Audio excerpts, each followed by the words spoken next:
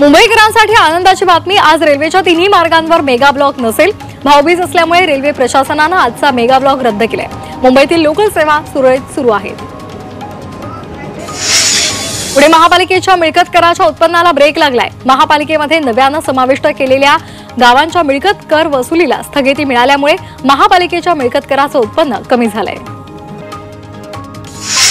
विधानसभा निवडणुकीचं मतदान येत्या 20 नोव्हेंबरला होणार आहे। त्यासाठी उद्योग विभागाच्या सर्व आस्थापनाने कर्मचाऱ्यांना भरपगारी सुट्टी किंवा 2 तासांची सवलत द्यावी यासाठी कामगार आणि खनिकर्म विभागाने परिपत्रक जारी केले।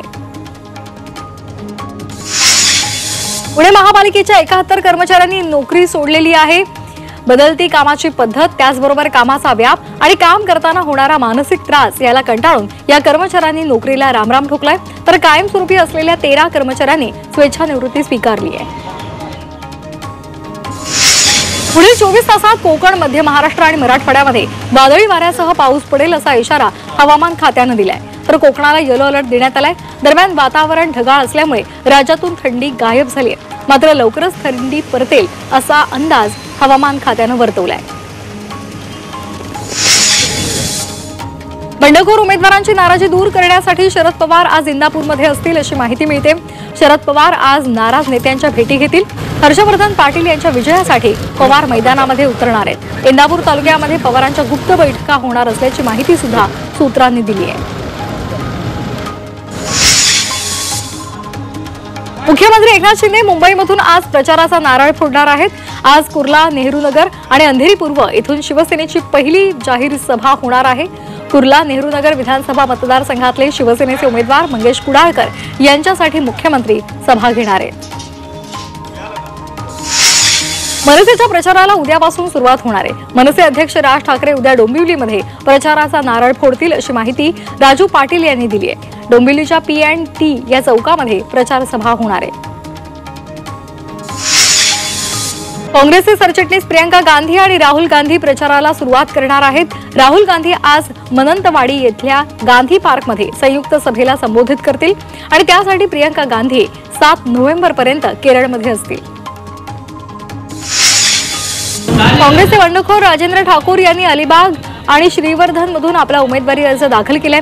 अलिबाग मधून त्यांनी उमेदवारी अर्ज मागे घ्यावा यासाठी शेकापकडून त्यांची मनधरणी सुरू आहे। शेकापचे नेते जयंत पाटील यांनी राजेंद्र ठाकूर यांच्याशी चर्चा केली आहे। मात्र कार्यकर्त्यांना विचारूनच पुढचा निर्णय घेईल असं राजेंद्र ठाकूर यांनी म्हटलंय।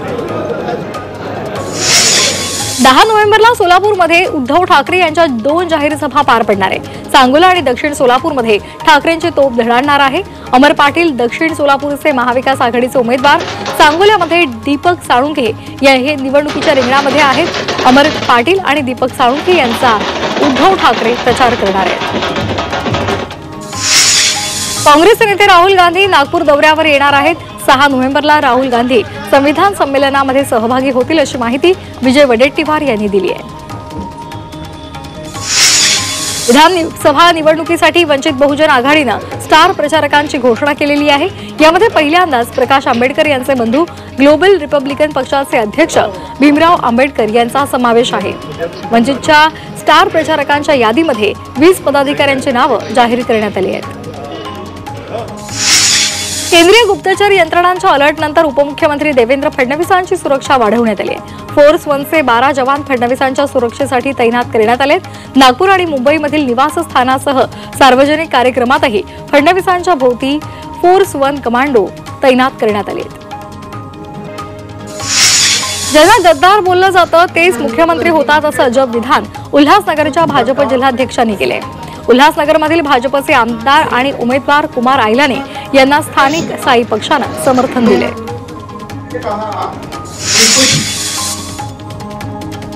वाशिम जिल्हा कार्यकारी अध्यक्षपदी भाजपच्या राजू पाटील राजे यांची नियुक्ती करण्यात आलेली आहे। भाजप प्रदेशाध्यक्ष चंद्रशेखर बावनकुळे यांनी ही नियुक्ती केली आहे। विधानसभा निवडणुकीच्या पार्श्वभूमीवर राजू पाटील राजे यांच्यावर मोठी जबाबदारी सोपवण्यात आली आहे। विधानसभा निवडणुकीमध्ये महाविकास आघाडीचं सरकार स्थापन होईल ही काळ्या दगडावरची पांढरी रेघ असल्याचा विश्वास शरद पवार यांनी व्यक्त केलेला आहे। सरकार स्थापन झाल्यानंतर रावसाहेब दादा पवार घोडगंगा सहकारी साखर कारखाना सुरू करण्यासाठी मी पुढाकार घेईन असं आश्वासन सुद्धा त्यांनी दिले। विरोधकांनी मला खोट्या गुन्ह्यामध्ये अडकवलं असा आरोप उल्हासनगरच्या वंचितचे उमेदवार संजय गुप्ता यांनी केलाय। अर्ज भरण्यापूर्वीच एका महिलेनं संजय गुप्ता यांच्यावर लैंगिक अत्याचाराचा गुन्हा दाखल केलाय। मी निवडणूक लढवू नये यासाठी विरोधकांचं हे षडयंत्र असल्याचं गुप्ता म्हणाले। बोरिवली मतदारसंघातून भाजपचे नेते गोपाळ शेट्टी यांनी अपक्ष उमेदवारी अर्ज दाखल केलाय। शेट्टी यांनी अर्ज मागे घ्यावा यासाठी उपमुख्यमंत्री देवेंद्र फडणवीसांनी त्यांची भेट घेतली आणि त्यांच्याशी चर्चा सुद्धा केली। मात्र तरी सुद्धा शेट्टी निवडणूक लढण्यावर ठाम आहेत। उपमुख्यमंत्री देवेंद्र फडणवीसांनी भाजपचे नेते सनी निमण यांच्या मनधरणीसाठी पुण्यामध्ये त्यांच्या घरी दाखल होत त्यांच्याशी चर्चा केलेली आहे। सनी निमण शिवाजीनगर मतदारसंघातून इच्छुक होते। काँग्रेसकडून उमेदवारी मिळवण्यासाठी निमण यांनी प्रयत्न सुद्धा केले होते। निमण यांनी शिवाजीनगर मतदारसंघामध्ये महायुतीचं काम करावं यासाठी फडणवीस त्यांच्या भेटीसाठी पोहोचले। सांगलीच्या शिराळ्यामध्ये बंड थंड करण्यामध्ये भाजपला यश आलंय। सम्राट महाडिक यांनी अखेर माघार घेतल्याचं जाहीर केलंय, तर शिराळा मतदारसंघातील भाजपचे उमेदवार सत्यजित देशमुख यांना त्यांनी पाठिंबा जाहीर केलाय। 4 नोव्हेंबरला ते अर्ज मागे घेतील। सोलापूर शहर मध्यचे भाजपचे उमेदवार देवेंद्र कोठे यांनी अनंत जाधव यांची भेट घेतली। सोलापूर शहर मध्यसाठी भाजपकडून अनंत जाधव हे इच्छुक आहेत। भेट घेऊन देवेंद्र कोठे यांनी त्यांची नाराजी दूर करण्याचा प्रयत्न केला। देवेंद्र कोठे यांना विक्रमी मताधिक्याने विजयी करू अशी प्रतिक्रिया अनंत जाधव यांनी दिली आहे। पालघर विधानसभेचे अपक्ष उमेदवार अमित घोडा हे गेल्या काही तासांपासून नॉट रिचेबल आहेत। अमित घोडा यांनी भाजपमधून बंडखोरी करत पालघर विधानसभेसाठी आपला अपक्ष उमेदवारी अर्ज दाखल केला होता। माजी खासदार राजेंद्र गावित यांना पालघरमधून उमेदवारी मिळाली आहे। करमाळ्यामध्ये 2 माजी आमदार एकत्र आलेले होते। आमदार राष्ट्रवादीचे काँग्रेसचे शरद पवार पक्षाचे उमेदवार नारायण पाटील यांना माजी आमदार जगताप गटाचा पाठिंबा मिळालाय। या निमित्तानं मोहिते पाटील यांच्या नेतृत्वाखालील दोन्ही नेत्यांच्या कार्यकर्त्यांचा मेळावा पार पडला। मात्र अपक्ष उमेदवार संजय शिंदे यांच्या पुढच्या अडचणी आता वाढणार आहेत। वाशिममधील रिसोड मतदारसंघ शिवसेनेला सुटला। भावना गवळी यांना उमेदवारी देण्यात आलेली आहे। मात्र भाजपकडून इच्छुक असलेले माजी खासदार अनंतराव देशमुख यांनी बंडखोरी करत अपक्ष उमेदवारी अर्ज दाखल केला आहे। वर्ध्यामधील आर्वी मतदारसंघात बंड करणारे विद्यमान आमदार दादाराव केसे यांनी आपला उमेदवारी अर्ज मागे घेणार असल्याचं सांगितलंय। फडणवीसांचे स्वीय सहाय्यक सुमित वानखेडे यांना भाजपनं मतदारसंघातून उमेदवारी दिली। केसे यांनी उमेदवारी मागे घ्यावी यासाठी भाजपकडून जोरदार मोर्चे बांधणी करण्यात आली।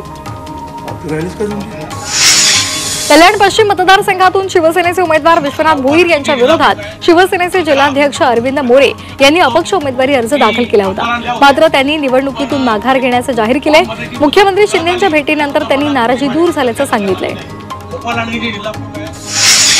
धुळ्याच्या शिंदखेडा मतदारसंघात बंडखोरीच्या तयारीत असणारे ज्ञानेश्वर भामरे यांनी समजूत काढण्यात त्यांची यश आलेलं आहे। भामरे यांनी गोविंद बागेत शरद पवार यांची भेट घेऊन उमेदवारी मागे घेणार असल्याचं जाहीर केलं, तर महाविकास आघाडीच्या संदीप बेडसे यांना आपण पूर्णपणे पाठिंबा देणार असल्याचंही त्यांनी घोषित केलं। मी 4 तारखेला माघार घेईन। वंचित बहुजन आघाडीचे नेते प्रकाश आंबेडकर यांच्यावर अँजिओग्राफी झाली आहे। त्यांच्या दीर्घायुष्यासाठी लखपुरी इथल्या तीर्थक्षेत्र लक्षेश्वराच्या मंदिरात वंचितच्या कार्यकर्त्यांनी दुधाभिषेक केला आणि त्यांच्या उत्तम प्रकृतीसाठी प्रार्थना केली। दिवाळी निमित्तानं माथेरानला फिरायला येणाऱ्या पर्यटकांचे हाल होत आहेत। प्रवेश कर आकारण्यासाठी केवळ एकच खिडकी असल्यामुळे पर्यटकांना तासनतास ताटकळत उभं राहावं लागतंय आणि त्यामुळे खिडकीवर तोवा गर्दी पाहायला मिळाली। पर्यटकांची वाहनं उभी करण्यासाठी कुठलंही नियोजन करण्यात आलेलं नाही। पालघरमध्ये विक्री करण्यात येणाऱ्या शेकडो किलो मिठाईला बुरशी लागल्याचा प्रकार समोर आलाय। शहरातील हुतात्मा चौकामध्ये असलेल्या जनता स्वीट दुकानातून ही प्रकार समोर आलेला आहे। पालघरमधील अनेक ग्रामपंचायतींनी आणि कारखान्याने मिठाई खरेदी केली होती, मात्र या मिठाईला बुरशी लागल्याचं ग्राहकांच्या लक्षात आलं। दिवाळीच्या सुट्टीचा आनंद घेण्यासाठी पर्यटकांनी रायगडच्या किनाऱ्यावर गर्दी केली आहे। अलिबागसह नागाव, काशीद, मुरुड आणि दिव्या आगारचे किनारे गर्दीनं फुलून गेले। वॉटर स्पोर्ट्स, घोडागाडी, उंटसवारी यामुळे बच्चे कंपनी सुद्धा खुश आहे, तर स्थानिक व्यावसायिकांनाही याचा मोठा फायदा होतोय। परतीच्या पावसाचा कोकणामधल्या पर्यटकांना फटका बसलेला आहे। पावसामुळे कोकणामधील प्रसिद्ध गणपतीपुळे परिसरामध्ये वीज गायब आहे आणि त्यामुळे व्यावसायिक पुरते हवालदिल झाले, तर जनरेटरच्या वापरावर सुद्धा मर्यादा आहे। जालन्यामधल्या दहीफळ खंदारे गावामध्ये बंजारा समाजानं आगळीवेगळी दिवाळी साजरी केली. दिवाळीला तांड्यावरच्या मुली जंगलामधून वेगवेगळ्या वनस्पती आणतात आणि त्यांचं पूजन करतात. या वनस्पतींचं महत्त्व त्या गाण्यातून सांगतात. अमरावतीमधल्या तिवसामध्ये तळेगाव ठाकूर या गावामध्ये दिवाळी निमित्त गवळण नृत्य केले जातात. पुरुष स्त्री वेशामध्ये घरोघरी नृत्य करतात. या गवळणींना लोक धान्य आणि पैसे भेट म्हणून देतात. यामुळे लोकांचं मनोरंजनही होतं आणि लोकनृत्याची परंपराही जपली जाते. अलिबागमधील भैरवनाथ मंदिरामध्ये दीपोत्सव साजरा करण्यात आला. मंदिर आणि तलावपाळी परिसर हजारो दिव्यांच्या प्रकाशामध्ये न्हाऊन निघाला. बीडच्या केजमधल्या श्री क्षेत्र संत तुकोबाराय पावनधाममध्ये दीपोत्सव साजरा करण्यात आला. दीपावली पाडव्यानिमित्तानं 24,000 दिव्याने पावनधाम उजळून निघालं. 13 वर्षांपासून दीपोत्सवाची परंपरा इथं सुरू आहे. जळगावच्या यावल तालुक्यामधल्या सातपुड्याच्या पर्वतरांगामध्ये आदिवासी पाड्यांवर बलिप्रतिपदेला बैलांचं पूजन केलं गेलं. पोळ्याप्रमाणे बैलांना रंगरंगोटी करून गोड धोड नैवेद्य खाऊ घालून हा उत्सव साजरा करण्यात आला.